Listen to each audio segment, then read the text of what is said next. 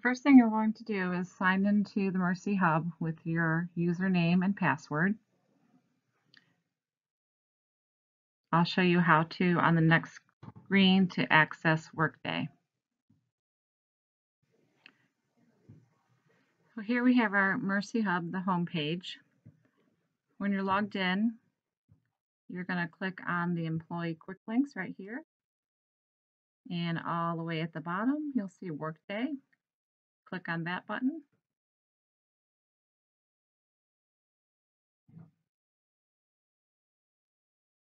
Scroll down to where it says Mercy Health Employees. Click here. And if you're logged into the computer, it'll automatically open to your home page. So also to note, it's a good idea to always log off the computer because anyone that comes up to that computer after you're finished can log onto your Workday and look at your paycheck and all your personal information. So make sure you log out. Once you're here into Workday, you'll see this screen, and you'll see here where this is where you get your paycheck, your time off, your personal information, and everything. Today we're going to be talking about learning.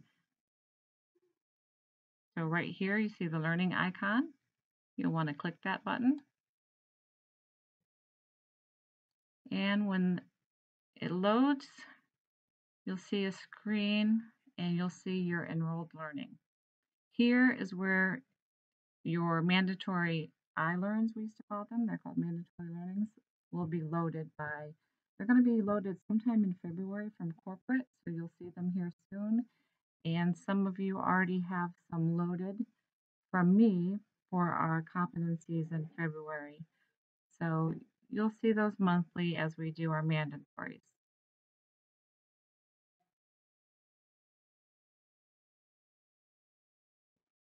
The next thing we're going to look at is how to access Lippincott resources. Everyone needs to know how to access Lippincott. For one, to look at policies and procedures that guide our practice. And two, because we're going to be doing some learning, some competencies, and orientation practices will be done within the Lippincott platform. On the next page, I'll show you how to access them from the hub. Once you are logged into the hub with your username and password, the easiest way to access Lippincott is to go to Policies. So you should be familiar with this page. This is where you would access the Mercy Health corporate policies here. And here are the Lorraine and Allen region-specific policies. That's where you would find the surgical policies for Lorraine and Allen. Over here to the left-hand side of the screen are Lippincott resources. If you click here and click on Procedures, it'll open up to Lippincott Procedures here. This is what you'll see when you log in. You do not need a login specific to access procedures. Anyone can log into the home screen and access the procedures to look up anything regarding care of a patient. Now there's the default tabs for different things. I personally like just to do a search because this doesn't narrow it down very much, but you can do that. If you get lost within the search bar, if you just click home, it takes you right back to the beginning. So I leave that unclicked, but that's your choice. So here you would just click if you were looking up a policy or procedure. Say I'm looking up how to cleaning the OR. If I just type in cleaning, less is more, just like an ethic. Just type in a keyword, click enter, and it'll take you to topics that contain that word. And that's pretty much the easiest way to search for something. And here's cleaning the OR, which I was looking for. If you type in cleaning the OR specifically, it's harder to search because you have to capitalize this word and highlight this one. So usually just one keyword is a better search option for you. So then here's our policy and procedure for cleaning the OR. And you can see it's very detailed. There's steps. Most of the policies and procedures have pictures. At the bottom here, you'll see that there's references. And so that's why we are going to these. They're very current contains references from Joint Commission, from ARN, from the CDC, WHO, World Health Organization, Medicare, Medicaid. All the governing bodies that determine our standards of care are referenced making these procedures and these policies.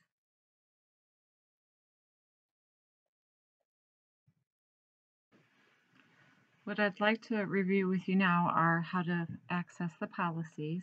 There's going to be some changes. As you know, we're going to refer to Lippincott more often and also to our 360 corporate policies. So logging into the home page, you'll see this screen. To find policies, you'll click here. That'll lead you to right here. You'll see our 360 corporate policies. And down here are region-specific policies. For Lorraine, we would click on here. For example, if we were looking up how to do a skin prep, here's our Lorraine policies and procedures. We would click that hyperlink, and that would lead us to all of our departments within the hospital here. Surgery is actually lower in the next page. We have to tab over. Here's surgical services, Lorraine and Allen. We would click on that link, and that opens up to Word documents of all of our policies that we are current as of today. Here is our skin prep policy. We can click on that, and it opens into a Word document. So that's how we today would find our skin prep. However, as of probably next week, this policy is being replaced with Lippincott. So when you next time you look at this policy, it's going to say refer to Lippincott such and such. So then you will have to understand how to find the Lippincott policy. So if we navigate back to our home screen, how to get to Lippincott is to go back to the Policies tab. Here's the Lippincott Resources, and then you'll click on Lippincott Procedures. That leads us to our Lippincott Procedures page. So to access this, just the policies and procedures, you don't have to log in. You will eventually, after watching this, you're going to create a username and password, but to your everyday use, you don't have to log in to access the procedures. So to look up the skin prep, remember using a keyword is the easiest way to find things. So I'm just going to type in prep, enter, and see what pops up. And there it is, my second one, skin preparation perioperative. Click on that link and it takes me right to our policy and procedure for skin prep and perioperative area.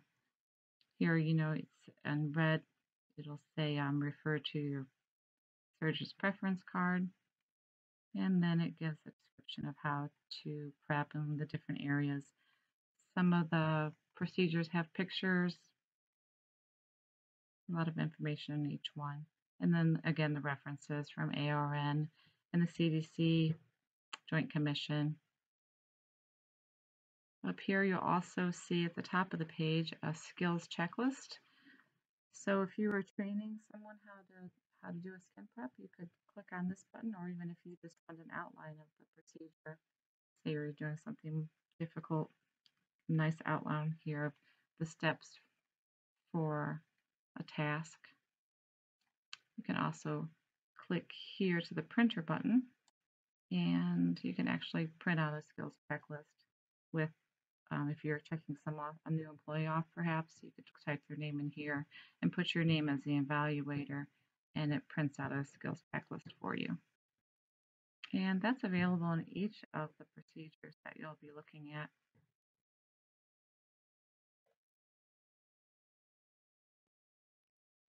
You have this section in your handout that shows you how to make a login for learning assignments to log into Lippincott. You want to follow this exactly. For the first time, you're going to do MDCO hyphen and then your network ID, and then follow that with password welcome 1. That's your first time generic password, which will open up a dialog box that you will create your own individual password. You just have to do that once and follow the characteristics that are required. and that will be your password from now on. You won't need to change that again, like every 90 days, like you'll have to do with your Windows password. So that will be the one you use. Once you set your user ID and your password, first time you log in, it'll automatically go to this, your account page. Every time you log in, this is the first screen you'll see, is my account. And here you will see your assignments and your completed assignments. So assignments will come from things that you voluntarily sign up for, like CEUs. I'll show you how to do it at a different time, and things that are assigned to you. So there will be some competencies in here down the road this year, and new people on orientation will receive things, new equipment, various things throughout the year you'll see assigned here. To access these, so say negative pressure wound therapy, that's for our wound vac. You will just click view the procedure, and it opens up to some learning. Here, the skills checklist you can do and print off. Once you read everything, look at the images, learn what you need to, then you can scroll over here to take the test.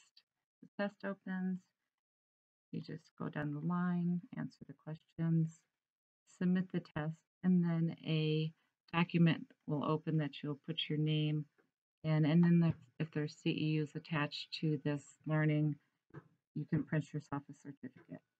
If there are not CEUs attached to it and you do not care to print the certificate, it's not necessary. I can go in and print your certificates and put them in your file for you. It'll be easier for me to keep track of it that way. But you can, certainly print them if you'd like to. Down here a little farther, it says, my assignments, my skills checklist. Some things will have skills checklist attached to them. For example, the wound vac therapy will have a skills checklist because you have to do a hands-on demonstration with this check off. So that will have attached. And then also you may see a skills checklist evaluation. So if you are precepting a new person and they have been assigned a learning, you may be assigned to evaluate them. So if you are assigned to be evaluator, you will get this, but not these. So the person you're evaluating will receive these 2 assignments. You'll receive this, and then all you have to do is click off View Procedure, the skills checklist. Click here, print that off. It'll have their name on it, your name off on it. You can put the date, and it'll generate a checklist that you can print and hand in that you performed their check off for that employee.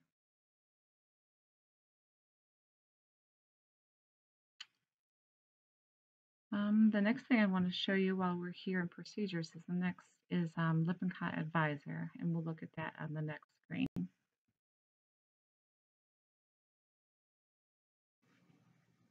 The section we'll look at now is called Lippincott Advisor. So you're going to go through the same place, click on Policies, and then towards Lippincott, and it will be right here under Lippincott Advisor. It opens up to this page here, and you'll see this one is just for your information. There's a lot of information in here. If you want to look up disease and disease processes, different diagnostic tests that your patient or even yourself or your family may be having, if you want to look up some information. There's handouts for patients and patient teaching opportunities here, and some Davis, a drug guide here to look up information about medications you're giving. Some clinical education, national patient safety goals, communication skills. So this is just something you can look around in. It's really good for people who are going back to school, and also for those that are doing their CN3 projects. It's a good resource.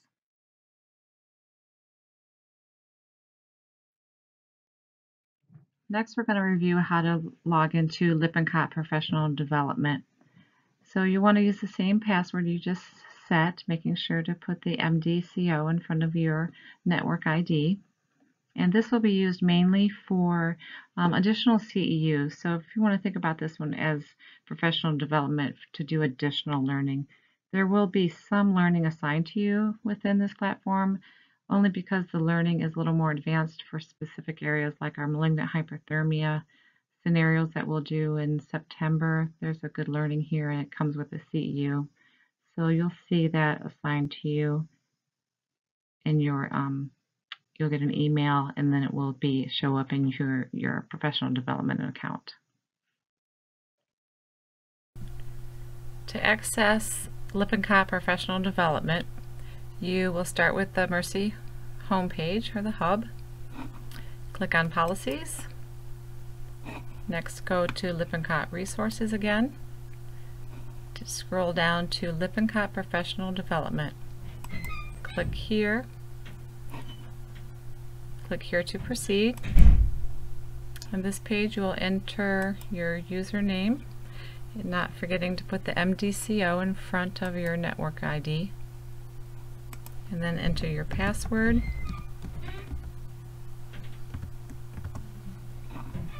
And log in. Here it always opens to your home page, and on your home page you will see My Learning. Down here you'll see your assignments, your electives, and the things you have completed. Under your assignments you will see the courses that are assigned to you throughout the year, like I was talking about the malignant hyperthermia course that will be assigned here. Electives are the continuing education programs that are offered, and there are many available. I have printed out some and included them in your handbook. You can search by the name or by the topic. So if I just search cardiac or EKG and search, you see some results.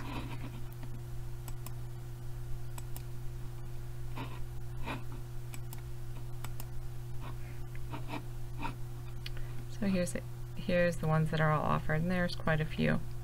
And these all have CEUs attached to them. Some are 1, 2 credit hours. And if you sign up for one of those, all you have to do is click on the link, and it opens to the course itself. You'll view the tutorial and make sure it's something that you are interested in. And then when you're ready to start the program, just click Start, and you'll run through the course itself. You have to complete all the way through. When you do, and you finish it, the Take Post Test will be highlighted. You'll go here to take the post test. When you're completed that, this will turn blue, the CE certificate. A new window will open. You'll type in your name and your license number, and you can print your CE certificate right from this page. Going back home, under this Completions tab, your CEs will be kept here, all the classes that you have completed. So here we can see that I have done the malignant hyperthermia protocol, and I got that for 1 CEU. So the professional development collection is pretty much just for 1 or 2 courses throughout the year, and then for your own professional use, for your own learning, or for your CEUs to renew your license.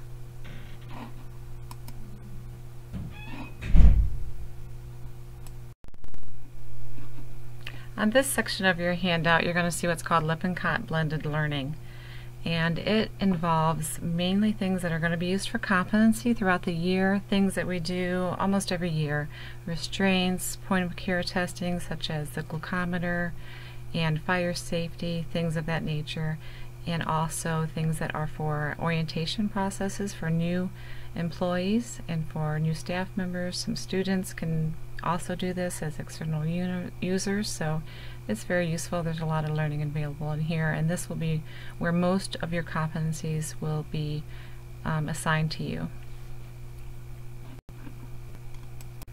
You'll notice when we were on the page for professional development, we have Lippincott Blended Learning here. You can't access from this page. You just have to log in again because of it's a same username and password, just another platform of learning, a different website. Or if you're starting from scratch and you're on the Mercy home page, you would just go back to the policy section here, go right back to the Lippincott resources, and the very last one is your Lippincott Blended Learning. Click here to proceed. It opens up that blended learning page we were just at, and once again you'll put in your username and your password that we've been using all along here. Submit, and this is where the majority of your assignments will be located. When you open your screen, it will open to this page right here where it says My Account, and this is where you'll see all of your assignments for your competencies. Here I just have some examples of one I have downloaded to look at for new staff members. So we have hand hygiene. If I assign this to a new employee, she would view the lesson here. And it has an overview, PowerPoint presentation, lecture notes, case studies, and additional learning offered. So it's pretty inclusive, very educational for the new employees. Once they complete their learning and they've learned, they're ready to take the test, then they just click this link right here, Take Test. It opens up to the required test. They submit here, and then they get their grade. And then once they complete it and pass it, it will show up here under their completed assignments under passed or failed. And when you do your assignments here, you don't have to, if you can print them off if you'd like to for your own benefit, if you want to keep track of that.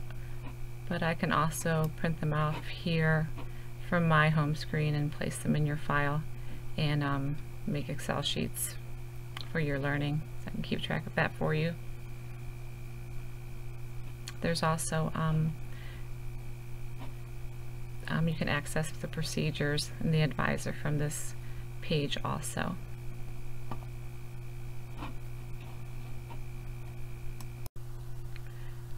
We will review this one more time prior to implementation, but part of blended learning, there's a lot of benefits through the orientation process for new employees, where they can complete their learning and their assignments right into this platform.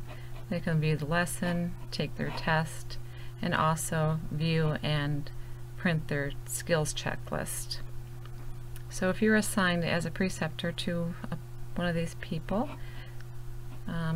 this will show up in your assignments. You'll see My Skills Checklist Evaluations. You have been assigned as an evaluator for someone. So if I click on the hyperlink here, it'll open a window as I'm assigned to check off April as for perioperative hand hygiene. So all you do is click the date that you've done it, pass or fail the person, say make some comments, do the checklist.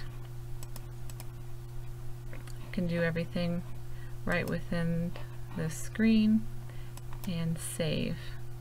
Then you're submitting it and it gets forwarded to me, and I will print it and put it in her file. And that's all it takes to complete the paperwork to check someone off on an orientation process. So I hope it makes it a little easier on you orientating people, paperwork wise anyways.